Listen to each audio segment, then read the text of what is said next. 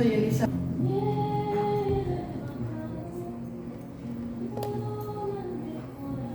No se escuchó bien. Soy Elisa Monín. Ahí va, mejor. Sí. Perfecto. Bueno.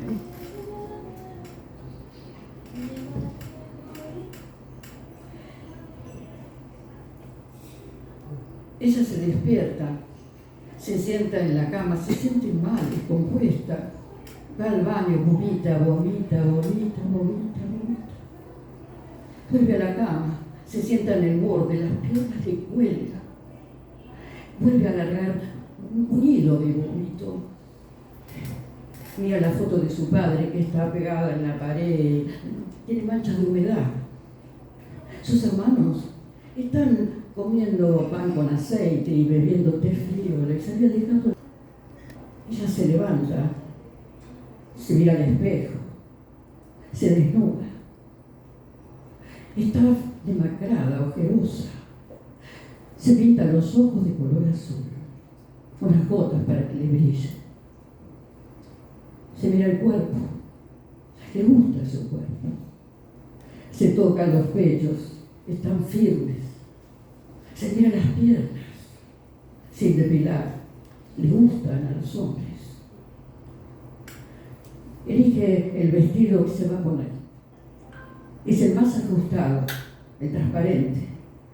Saca los zapatos nuevos, los envuelve en una hoja de papel. Zapatos viejos los pone en sus pies. Se pone el vestido, vuelve a mirarse. Le gusta. Unas gotas de perfume. Y a la plaza. Ahí está el hijo menor jugando con una gatita. La miró y le dijo que le pidió que vuelva antes de que él se duerma. El hijo mayor juega a la pelota. En una fuente, el poeta tullido está mirando y escribiendo. Ella lo ve. Más allá, la niña come pan con chocolate, a su lado un niño que la mira con una rosa en la mano. Tiene hambre. Ella los ve. Un poco más allá, una niña está meando en un seto. Y dos que esperan el turno se pelean. Ella las ve. Unos niños que están sentados en el suelo, fumando, ríen. Ella los ve. El camino es de tierra. Camina. Y cuando llega al asfalto, se saca los zapatos viejos, los esconde en un seto, se pone los nuevos, esos plateados con tacones. Camina por el asfalto. Camina. Llega a la ciudad. Entra a un bar. El bar de siempre. Se sienta a la mesa. Pide lo de siempre.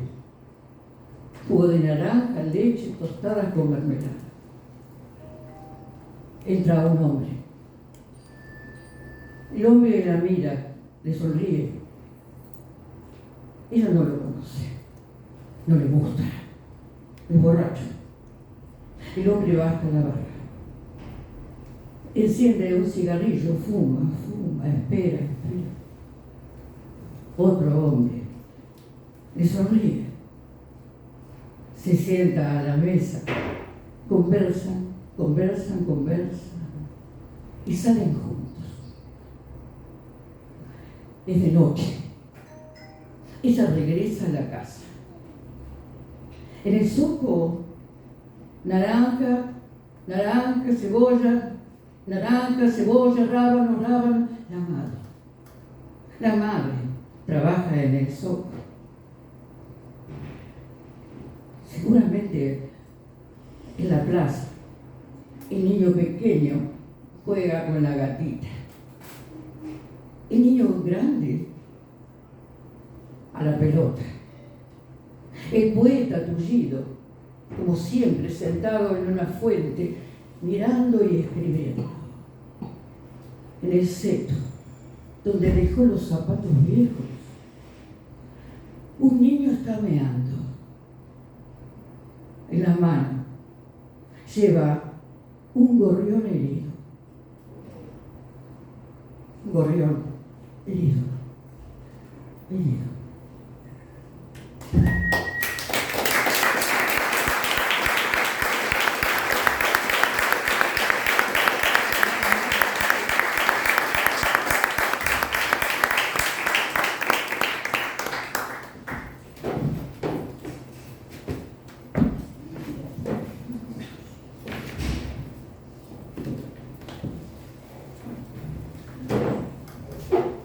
Mi nombre es Cecilia Panero.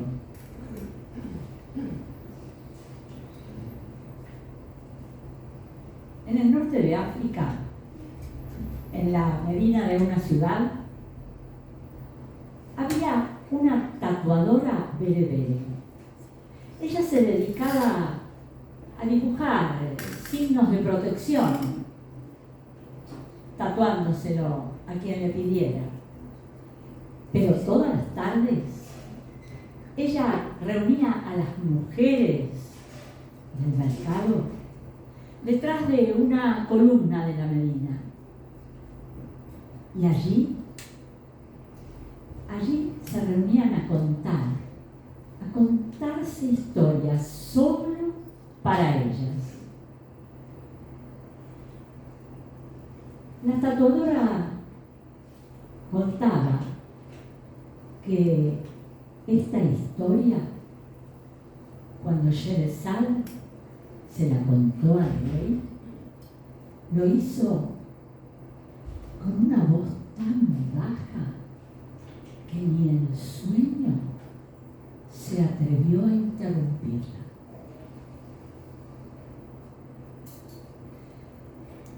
Dicen que en una ciudad sin nombre había una casa que nadie veía, una casa sin puerta, una casa donde todas las noches se reunían a contar las mujeres que habían sido arrancadas de los relatos. Sí, allí se reunía la esclava que había sido liberada sin papeles, la esposa que había sido repudiada por su marido sin culpa, la cantora a la que le habían arrancado la voz.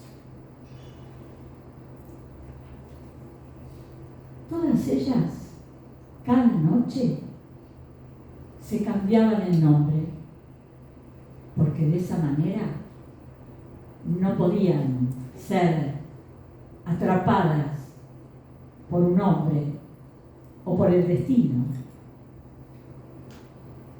Una era la que reía, otra la que escucha, otra la que recuerda, otra la que miente para salvar.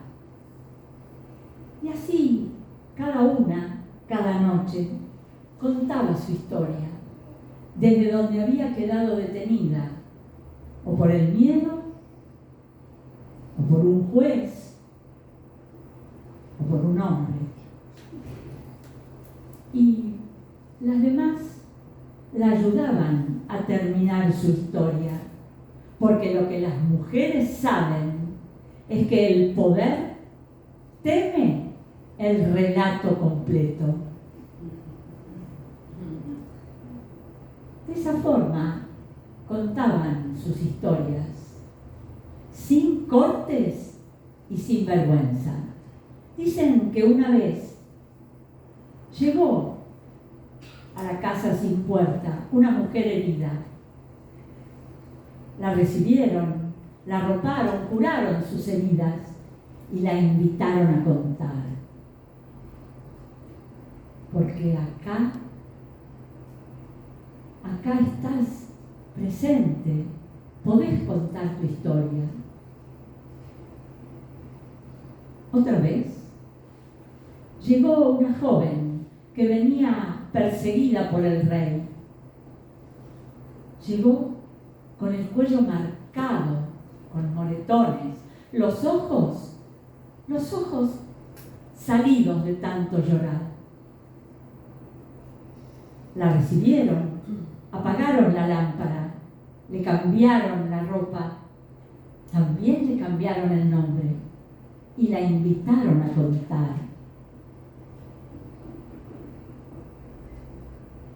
La tatuadora siguió diciendo que cuando Sherezade contó este cuento, el rey ya no volvió a dormir como antes.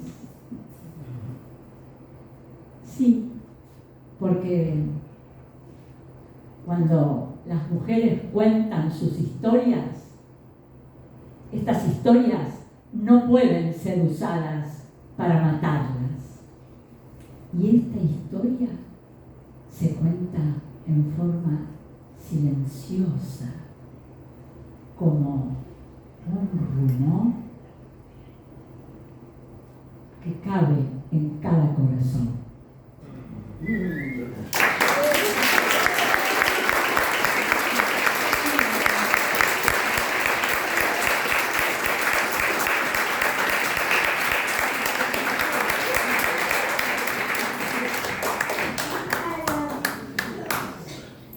Historias de mujeres, ¿no? Qué lindo. Bueno, mañana es un día muy especial. Historias de mujeres antiguas, historias de mujeres modernas. La mujer está en el principio y en el final de todas las cosas. Y se dice que el paraíso está bajo los pies de las madres, en este cuento, en estas culturas orientales, ¿no? Así que ahora vamos a seguir con las historias. Una historia de mujeres.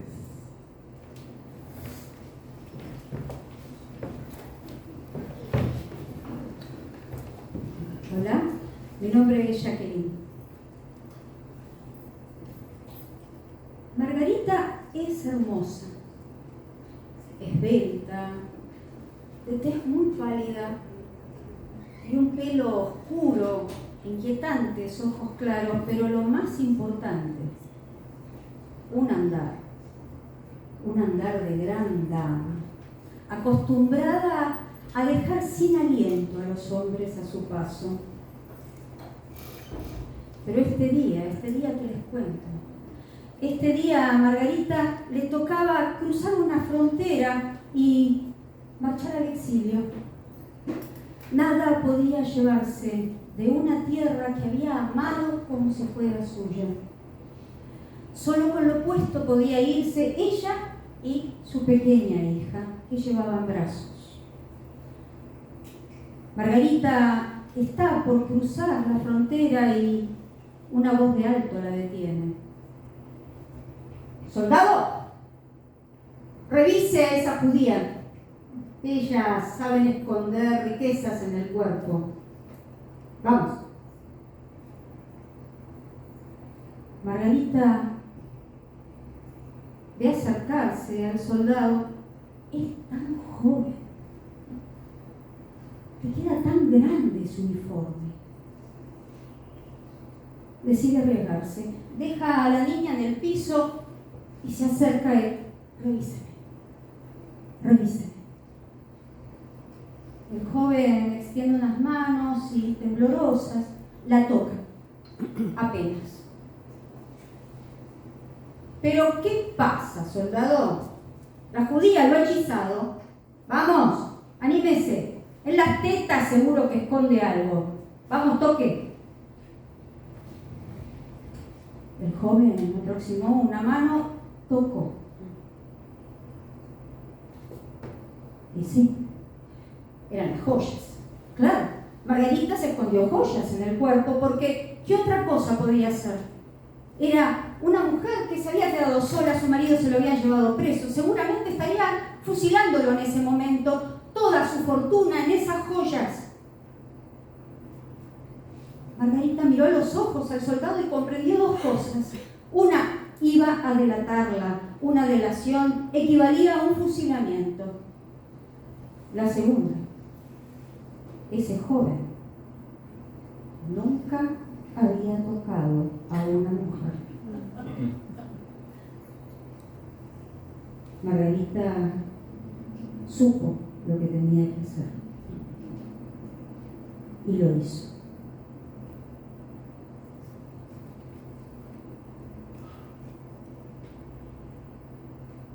Toque. Toque. El joven tocó y aprendió rápido. Hurgó. Bultos. No pudo no sentir las joyas. Entonces Margarita se animó a más. Le tomó la otra mano y la hizo bajar. Toque.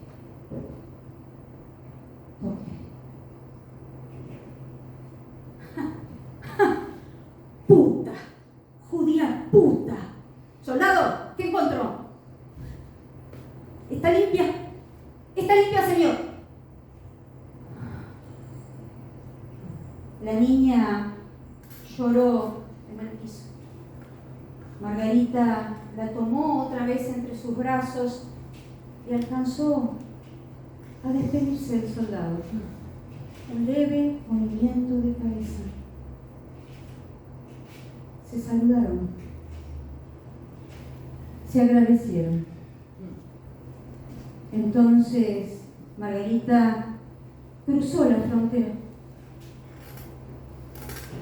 Llevaba en sus brazos a una niña tan pequeña, esa misma niña que muchos años más tarde sería mi madre. Y así fue como Margarita nos salvó a todos. A todos. Bien.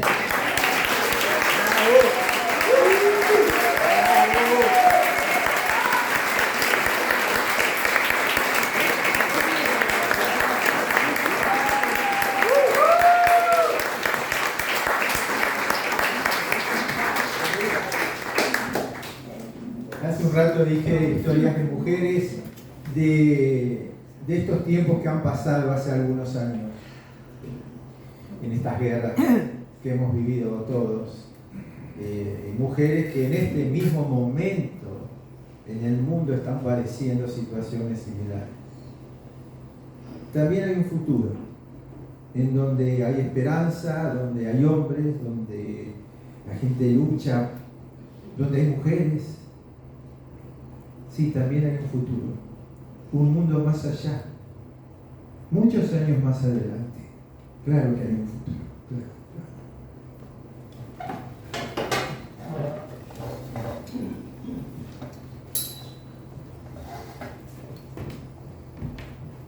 Buenas, yo soy Paula. María Santos se sentó en el banquito de madera que Carlos, su nuero, había preparado esa mañana para ella. Desde muy temprano a la madrugada había preparado todo el campo para poder trasplantar aquel frondoso árbol que hoy le daba sombra. Aprovechó para sentarse y pensar, porque si había algo que hacía María Santos, pensaba. Pensaba en Carlos, su nuero, se escuchaba el tractor en el fondo, pensaba en Marisa, su hija, en Roberto, su nieto. Pensaba en la suerte que tenían de tenerlo a él como parte de su familia, porque si había algo que hacía Carlos era asegurarse que todos fueran muy felices. Bueno, todos menos ella. La realidad es que ella se había resignado hace ya muchos años a ser feliz ahí, en esa colonia, en Marte. Extrañaba su Catamarca, extrañaba su casa.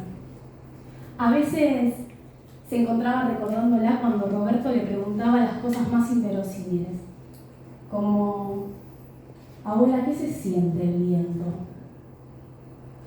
Un día hasta le preguntó cuántas patas tienen las moscas. ¿Se imaginan a María Santos contando las patas de las moscas? Una locura. Pero volvía a su Catamarca y lo volvió a ver. Un panadero. Así que cerró los ojos, se apoyó contra el tronco. Escuchaba el ruido, veía panaderos, escuchaba a los chicos saliendo de la escuela, veía panaderos y escuchaba el murmullo del río, las voces antes de la siesta. Un panadero, quizás 2, 3 panaderos, 100, 1000 panaderos pasaban por delante de sus ojos. Entonces ella se rió y a lo lejos Carlos, Marisa y Roberto se abrazaban. Roberto no paraba de llorar. La miraban y entonces Carlos dijo: al final no nos mintieron, el árbol mata sin dolor. El árbol de la buena muerte de Oystergeld. Gracias.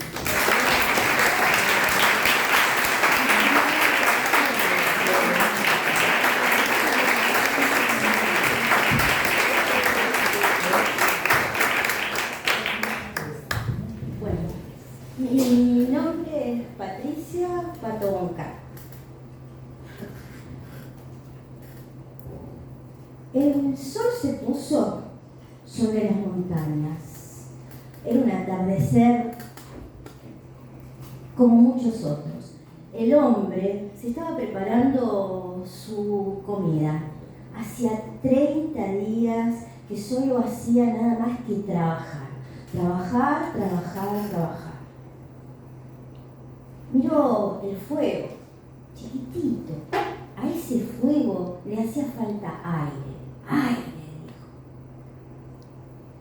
Se llamaba Benjamin, tenía 31 años. Había llegado hacía 30 días a Marte en una nave llena de otros, como él, perdedores, que habían escapado de la guerra, el sufrimiento, la tierra. Cuando llegó, él miró por una pequeña ventanilla el paisaje de Marte, árido. Y al bajar, pensaba mientras bajaba: ¿qué voy a hacer acá? ¿Conseguiré un trabajo? ¿Seré feliz? ¿Mi vida será distinta? Y bajó. Y cuando bajó, respiró hondo y se desmayó. Cuando se desmayó, alguien lo asistió. ¿Qué le dijo? Joven, este lugar no es para usted. Mire, váyase, la nave todavía no se fue, así que váyase. Este lugar es para hombres, para mineros, hombres fuertes. Usted no va a subsistir acá. Mire, no va a vivir acá. Benjamin miró el lugar. Hablaba, pero no podía volver, no tenía nada. Su última carta era ese lugar. Pero cuando respiraba se mareaba, y otra vez. Pero miró de nuevo. A ver qué le hacía falta. Algo. ¿Qué? Aire, sí, el aire que lo daba, los árboles. Faltaban árboles, eso iba a ser. Y ahí se paró como pudo, medio mareado, dijo: ¿Dónde está el encargado de sembrar cosas? ¿Dónde? Eso no existía en Marte, a nadie se le había ocurrido. Así que corrió a un lugar, a una oficina que recientemente habían creado, donde había un tipo, un hombre, y le dijo, ¿qué quiere? Quiero semillas para plantar, quiero semillas. Escúcheme, semillas, acá nadie planta nada. Acá, mire, solamente hay picos, palas, cavadoras, es lo único que va a encontrar, porque esta es tierra de mineros, de hombres duros, y usted no va a poder. Claro que voy a poder, sí que voy a poder. Así que tomo las semillas, tengo unas semillas que habían quedado de alguna nave que hace poco tiempo, y le dieron una motoneta que no saben cómo llegó ahí, pero con esa motoneta comenzó la mañana siguiente a recorrer las carreteras de Marte. Iba con su motoneta, se bajaba, sembraba, ponía una semilla tras otra, día tras día, día tras día. No miraba atrás, porque si miraba atrás se frustraría. ¿Qué le faltaba? Agua. En ese lugar no había agua. Hacía muchos días que el sol se apagaba y no había. Solamente ese día había visto tras las montañas alguna que otra nube. Se durmió, soñando con el aroma de los abedules, de las plantas que podían crecer en ese lugar. Se durmió. A la 1 de la mañana lo despertó, una gota tras otra, y de repente estaba totalmente mojado. Estaba lloviendo, se llenó de agua, bailó. Se cambió la ropa y se quedó dormido, con una sonrisa en la boca. A la mañana siguiente lo despertó la luz del sol. Había algo distinto, muy distinto, algo distinto en ese aire que habitualmente él respiraba.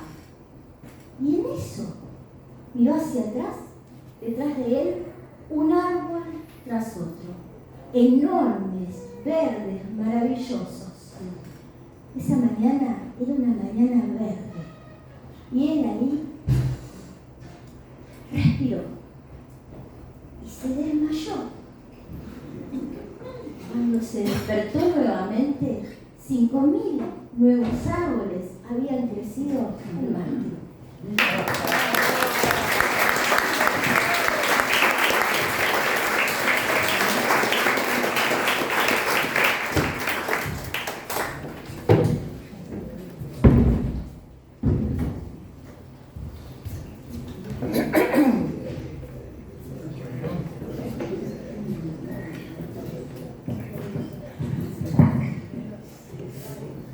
¿Me escuchan bien? Live longer and prosper. Esta historia a lo mejor ya me la escucharon algunas personas. Algunos me dicen que no la cuente porque, bueno, no lo hace quedar muy bien a mi padre. Pero a mí me gusta contar la historia de mi padre porque no deja de tener su cierta moraleja. Él era un científico pero de esos teóricos que trataban de explorar cómo viajar en el tiempo. Y él hubiera querido que fuera recordado por eso, pero bueno, el destino quiso que fuera recordado por otra cosa. Inclusive le llegaron a construir estatuas, como tantas personas, con tantas cosas que se descubren así de casualidad, investigando algo y se descubre una pastillita azul que sirve para otra cosa.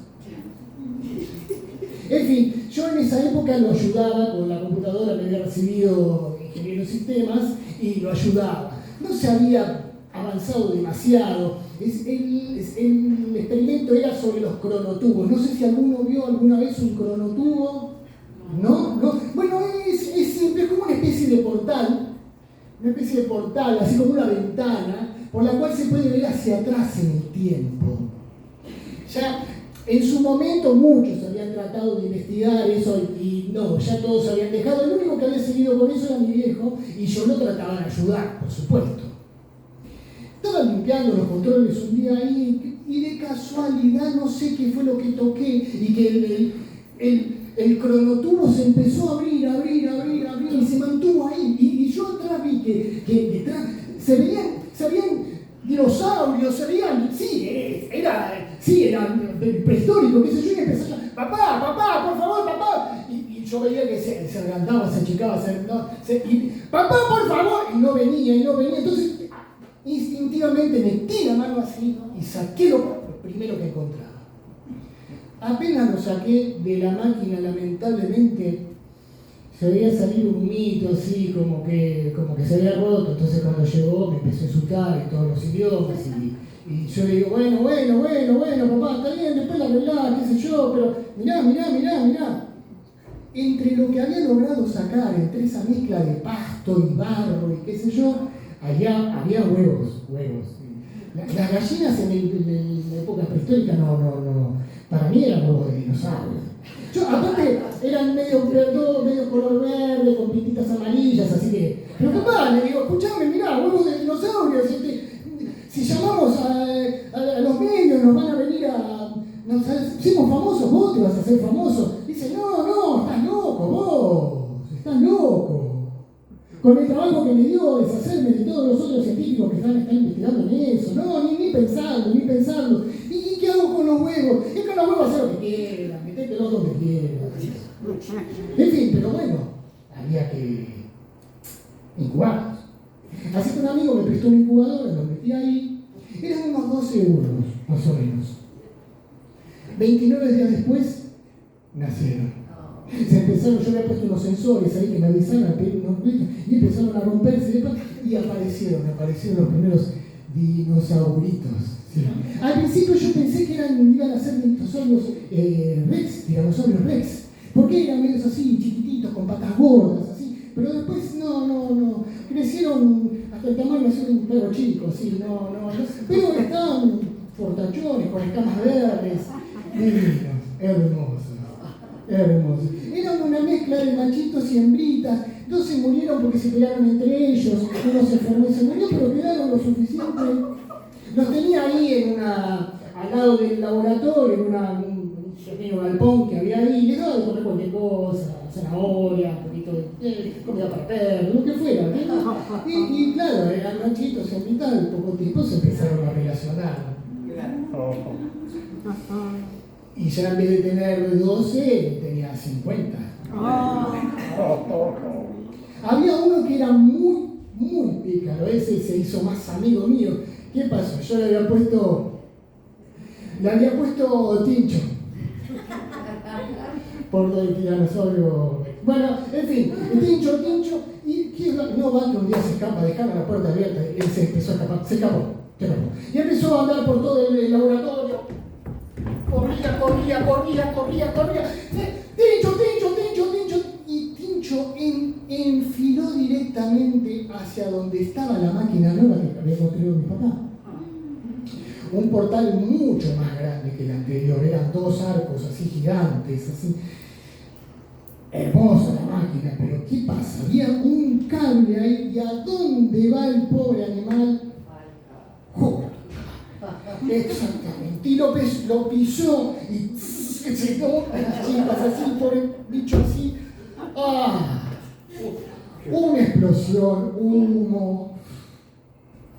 Pobrecito, pobre Tincho, no sabe. Un olor a como electricidad, goma quemada, una cosa así. Mi papá a los gritos de nuevo, $100,000 la máquina, imagínense. A los gritos.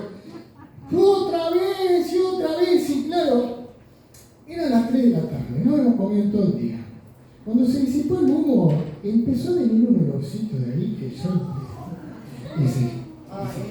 Y las escamas se veían como... Y abajo de las escamas esas que se habían salido, yo no pude aguantar la tentación.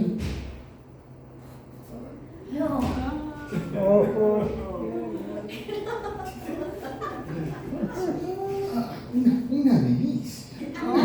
No sé. Mi viejo fue el segundo y después los otros técnicos. El minuto pobrecito del pobre Tincho no quedaba ni los huesos. Así que bueno, así es como nos hicimos multimillonarios, exportaciones a Júpiter, Marte, Saturno, obviamente toda Tierra, monopolio total. Claro, mi padre no fue recordado por el viaje en el tiempo, fue recordado con una estatua hermosa. Si van a Parque Centenario la van a ver, tiene un cartel ahí abajo que dice: al creador de los Dino Pollos.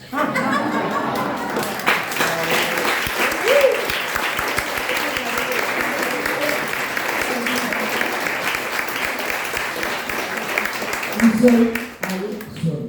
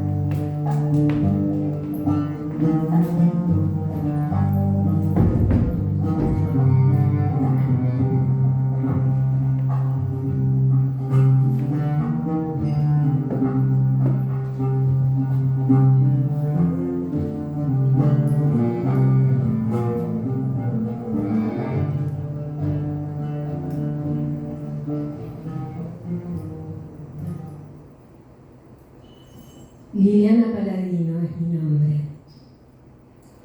El joven Yuchi había terminado de dar las materias en la universidad. Había llegado la primavera, pero un polvo se pegaba en la ropa, en los cabellos, en los ojos. Esa tarde, Yuchi había decidido ir a visitar a la familia Kaburashi. Al llegar, golpeó la puerta de madera. Lo atendió la sirvienta. Pasó a la sala y ahí estaba la señora Kaburashi, con un suéter amarillo limón, las uñas y los labios pintados de rojo. Su cabello encanecido llegaba a los hombros. Él quiso besarla en la mejilla. Ella puso una mano. Lo invitó a sentarse. La sirvienta sirvió un té para ambos. Conversaron de cosas de la vida, de su familia, de la universidad. Ella lo miraba con amor. Sentía pasión por ese joven, pero sabía que a él le gustaban los hombres. Lo miraba con tristeza, también con lujuria. Tocó su cabello. ¿Sabés qué pasa, Yuchi? Mucha brillantina, por eso el polvo se adhiere. No hizo otra cosa, porque sabía que tenía que ir al estudio de un abogado a firmar documentos para el nuevo emprendimiento de su esposo. No quería irse, pero debía. Llamó a la sirvienta, pidió un abrigo y se fue. Al poco tiempo llegó su esposo, el señor Kaburashi. Miró a Yuchi, lo hizo levantar, lo tomó de un brazo y lo llevó a su oficina, subiendo muy lentamente la escalera, como previendo lo que iba a pasar. Entraron, pero no cerraron la puerta con llave. Yuchi se acercó al cortinado, sonreía. Él no estaba enamorado del señor Kaburashi, pero sentía placer cuando lo tocaba. Kaburashi se acercó y lo besó. La señora terminó pronto con el abogado. Llegó antes. Al entrar, la sirvienta no le pudo decir nada. Dejó el abrigo, subió las escaleras, escuchó algo. Apoyó su ojo en la cerradura y vio lo que ya sabía y no quería ver. Bajó muy lentamente las escaleras, como temiendo, con dolor, con angustia. Le pidió a la sirvienta el abrigo y se fue. Al rato el señor Kaburashi y el joven Yuchi bajaron. Uno pidió un té, el otro un whisky. Conversaron. Yuchi al rato se levantó. Él tenía que regresar a su casa, donde había una esposa y un hijo no deseados. Pasaron 3 días y la señora Kaburashi no había regresado.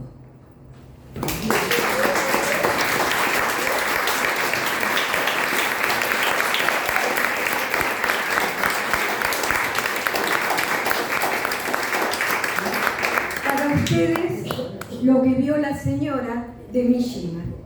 Gracias.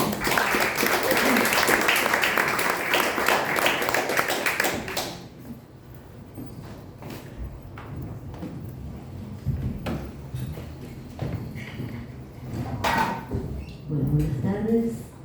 Mi nombre es Laura Laria. Y todo sobre las mujeres, todo sobre nosotras. Que somos inteligentes, que somos burras, que somos generosas, que somos avaras, que somos buenas compañeras, que no sabemos escuchar, que escuchamos, y un montón de calificativos y descalificativos les podría decir ahora y me podrían aportar ustedes también. Yo a esto le agregaría que todos estos adjetivos dependen mucho del lugar donde nacimos, de la cultura. Si nacimos en el seno de una familia católica, o de una familia judía, o musulmana, o atea, depende de todo eso cómo somos, cómo nos movemos. Y en este lugar de Nepal, la costumbre era que cuando una mujer se casaba, se tenía que ir a la casa de sus suegros con su marido. Y en este hogar eran 4 hijos, 3 varones y ella, una mujer. Los varones se casaron, se quedaron en la casa con su padre, tuvieron hijos. Y a ella, cuando se casó, se fue a la casa de sus suegros con su marido. estaba lejos. Y cuando podía volvía a ver a su padre. Y en uno de esos viajes, padre, dime, ¿te cuidan mis cuñadas? ¿Te atienden? Ay, hija, ya estoy viejo, hija, y cada día necesito algo más. Pero padre, ay, hija, tus cuñadas tienen hijos, tienen marido, tienen otras ocupaciones, y a este viejo, espera, padre, espera. Y ahí a ella se le ocurrió. Se descolgó un collar que tenía, una joya, y se lo puso al padre. Pero no, hija, esto es tuyo, es muy valioso. No, padre, no te preocupes. Esta es mi idea. Tú, así, como hablando solo, vas diciendo, esta joya que tengo va a ser para la nuera que mejor me atienda durante mi vida. Después, tú me lo devuelves. Y así fue. Le dejó el collar y se fue. Pasó el tiempo.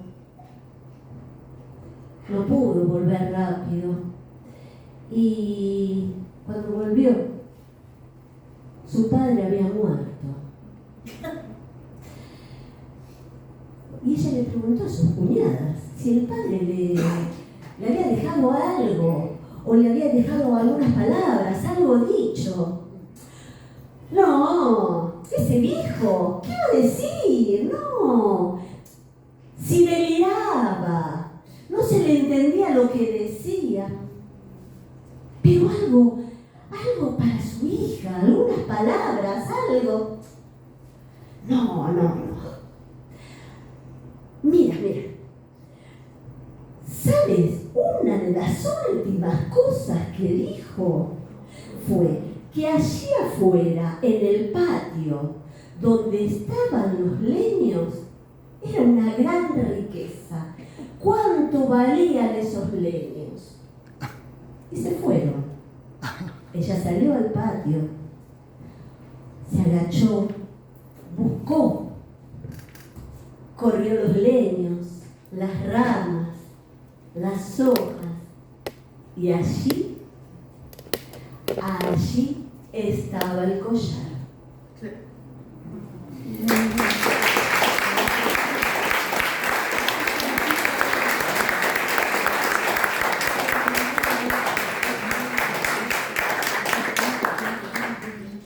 Es un cuento de un libro que recopiló Ana María Schwab, todo sobre mujeres, y habla historias de las mujeres de toda la vida.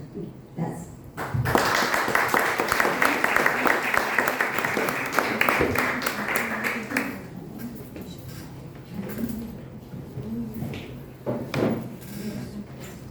Bueno, tuvimos un bloque de cuentos árabes, entre tradicionales, bastante modernos, después un cuento de vida, de guerra, de familia, y después tuvimos ciencia ficción, y ahora un bloque asiático, cuentos breves. Y yo quiero compartir una historia de Kabata Yasnari que se llama Desde lo alto del árbol. Y habla de Keisuke, que él vivía en una casa muy cerca del mar, y en el jardín tenía un montón de plantas y unos pinos negros traídos de China que estaban a lo largo de toda la costa. A la derecha había un río que desembocaba en el mar. Y él vivía en esa casa hermosa. Era muy niño. Y tenía una amiga llamada Michiko, eran compañeros de colegio y ella lo venía a visitar para jugar con él. Ella daba una vuelta alrededor de la casa, por la cerca, había un hueco, ella entraba por ahí, lo buscaba y jugaban, estaban juntos. Y un día, Keisuke se le ocurrió subirse a una rama del árbol. Cuando mi chico vino, dio la vuelta, entró por el cerco y Keisuke no lo encontraba. Keisuke preguntaba. Y él desde la rama, aquí, estoy aquí, mira, mira. Y ella miró, sube, pero no podía subir. Sube, yo te ayudo. Keisuke le dio la mano, ayudó a subir a mi chico, la sentó al lado de esa rama. Y mi chico, por primera vez, vio el mar desde esa altura. ¡Qué belleza! Y allí está el río. Sí, el río que desemboca en el mar. Y podemos venir a estudiar aquí todos los días que quieras. ¿Y por qué subes al árbol? ¿Por qué lo haces?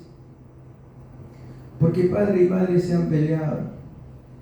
Madre dice que padre tiene otra mujer y me quieren llevar a la casa de mi abuela, pero yo no quiero ir a la casa de mi abuela. Y a partir de allí, Michan, mi chico, y Keisuke se encontraban ahí en esa rama, estudiaban espalda con espalda. Él se paraba y se agarraba de una rama mayor y quería caminar, y ella decía, cuidado que te puedes caer, no, mira, mira. Y él abría los brazos y de pronto, un pájaro que se posaba. Mira, y lo arrojaba al aire. Mira el mar, mira el río, mira. ¿Podemos venir aquí todos los días? Dijo mi chico. Sí. Y sí, esos niños durante mucho, pero mucho tiempo se encontraban sobre esa rama del árbol. Allí, a tan pocos metros del suelo y tan lejos del daño de los hombres.